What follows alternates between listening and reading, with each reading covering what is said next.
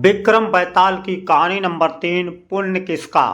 वर्धमान नगर में रूपसेन नाम का राजा राज करता था। एक दिन उसके यहाँ बीरबर नाम का एक राजपूत नौकरी के लिए आया। राजा ने उससे पूछा कि उसे खर्च के लिए क्या चाहिए, तो उसने जवाब दिया 1000 तोले सोना। सुनकर सबको बड़ा आश्चर्य हुआ। राजा ने पूछा तुम्हारे साथ कौन कौन है। उसने जवाब दिया मेरी स्त्री, बेटा और बेटी। राजा को और भी अचंभा हुआ, आखिर 4 जने इतना धन का क्या करेंगे। फिर भी उसने उसकी बात मान ली। उस दिन से बीरबर रोज 1000 तोले सोना भंडारी से लेकर अपने घर आता। उसमें से आधा ब्राह्मणों को बांट देता, बाकी के 2 हिस्से करके एक मेहमानों, बैरागियों और सन्यासियों को दे देता। दूसरे से भोजन बनवाकर पहले गरीबों को खिलाता, उसके बाद जो बचता उसे स्त्री बच्चों को खिलाता और आप खाता। काम यह था कि शाम होते ही ढाल तलवार लेकर राजा के पलंग की चौकीदारी करता। राजा को जब कभी रात को जरूरत होती वह हाजिर रहता। एक आधी रात के समय राजा को मरघट की ओर से किसी के रोने की आवाज आई। उसने बीरबर को पुकारा तो वह आ गया। राजा ने कहा जाओ पता लगाकर आओ कि इतनी रात गए यह कौन रो रहा है और क्यों रो रहा है। बीरबर तत्काल वहां से चल दिया। मरघट में जाकर देखता क्या है कि सिर से पांव तक एक स्त्री गहनों से लदी कभी नाचती है, कभी कूदती है और सिर पीट पीट कर रोती है, लेकिन उसकी आंखों से एक बूंद आंसू नहीं निकलते। बीरबर ने पूछा तुम कौन हो, क्यों रोती हो। उसने कहा मैं राजलक्ष्मी हूँ। रोती इसलिए हूँ कि राजा विक्रम के घर में खोटे काम होते हैं, इसलिए वहाँ दरिद्रता का डेरा पड़ने वाला है। मैं वहाँ से चली जाऊंगी और राजा दुखी होकर 1 महीने में मर जाएगा। ये सुनकर बीरबर ने पूछा इससे बचने का कोई उपाय है।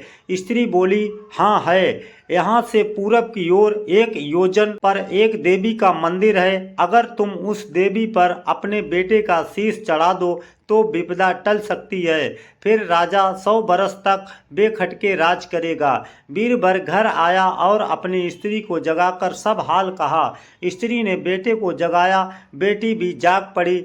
जब बालक ने बात सुनी तो वह खुश होकर बोला आप मेरा शीश काट कर जरूर चढ़ा दें। एक तो आपकी आज्ञा, दूसरे स्वामी का काम, तीसरे यह देवता पर चढ़ेगा। इससे बढ़कर बात और क्या होगी, आप जल्दी करें। बीरबर ने अपनी स्त्री से कहा अब तुम बताओ। स्त्री बोली स्त्री का धर्म पति की सेवा करने में है निदान। चारों जने देवी के मंदिर में पहुँचे।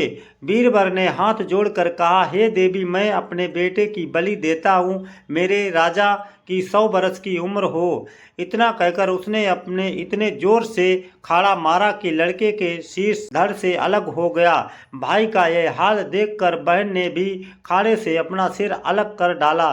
बेटा बेटी चले गए तो दुखी माँ ने भी का रास्ता पकड़ा, अपनी गर्दन काट दी। बीरबर ने सोचा कि घर में कोई नहीं रहा तो वह जीकर क्या करेगा। उसने भी अपना सिर काट डाला। राजा को जब ये मालूम हुआ तो वह वहां आया। उसे बड़ा दुख हुआ कि उसके लिए 4 प्राणियों की जान चली गई। वह सोचने लगा कि ऐसा राज करने से धिक्कार है। ये सोचकर उसने तलवार उठा ली और जैसे ही अपना सिर काटने को हुआ कि देवी ने प्रकट होकर उसका हाथ पकड़ लिया।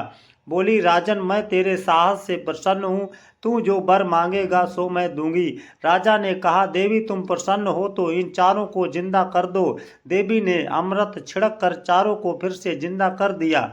इतना कहकर बेताल बोला राजा बताओ सबसे ज्यादा पुण्य किसका हुआ। राजा बोला राजा का। बेताल ने पूछा क्यों। राजा ने कहा इसलिए कि स्वामी के लिए चाकर के प्राण देना धर्म है, लेकिन चाकर के लिए राजा का राजपाट को छोड़ जान को तिनके के समान समझकर देने को तैयार हो जाना बहुत बड़ी बात है। ये सुनकर बैताल गायब हो गया और पेड़ पर जा लटका। बेचारा राजा दौड़ा दौड़ा वहां पहुंचा और उसे फिर पकड़ लाया। तो बेताल ने चौथी कहानी सुनाई। वीडियो पसंद आए तो लाइक कमेंट शेयर जरूर करें। धन्यवाद।